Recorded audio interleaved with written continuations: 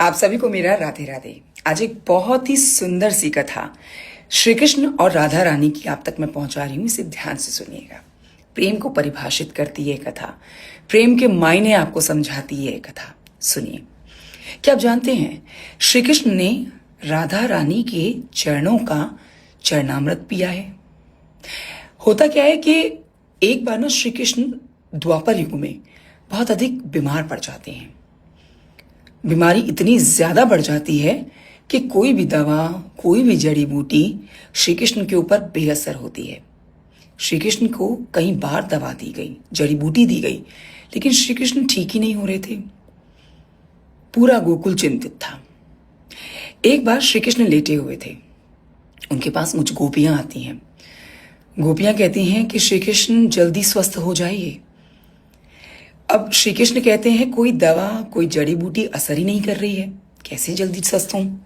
लेकिन मेरे पास ना इसका एक उपाय है, किंतु तुम गोपियों को मेरी इसमें मदद करनी होगी।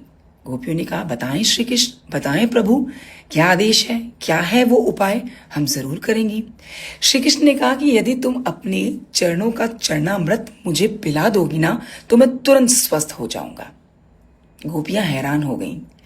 एक तरफ तो श्री कृष्ण को जल्दी स्वस्थ करने की चाहत, किंतु इस उपाय के दुष्परिणाम ये कि यदि श्री कृष्ण स्वस्थ नहीं हुए तो उन्हें नर्क भोगना पड़ेगा।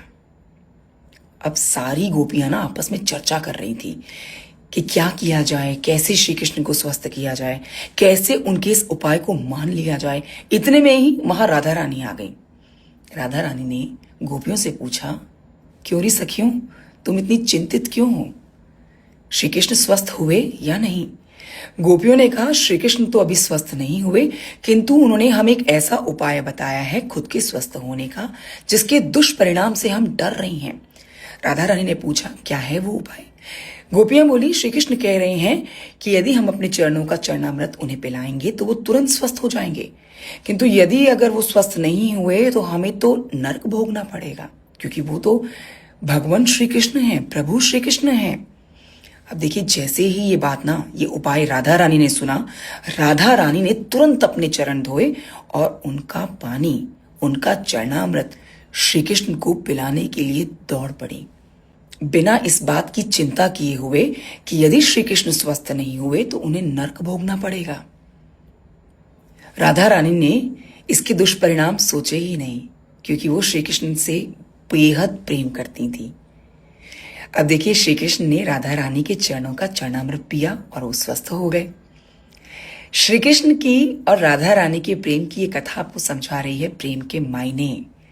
यदि आप किसी से बहुत अधिक प्रेम करते हैं ना, या आपसे कोई बहुत अधिक प्रेम करता है, तो उसे ये कथा जरूर सुनाइएगा। इस वीडियो को उनके साथ जरूर साझा करिएगा। कैसी लगी है आपको ये कथा, और क्या आपको इस बारे में पहले से जानकारी थी, मुझे कमेंट करके जरूर बताइएगा। आप मेरी वीडियो को लाइक भी कर सकते हैं। लगाइए श्री कृष्ण के नाम का नारा और कहिए जय श्री कृष्णा, राधे राधे, राधे राधे।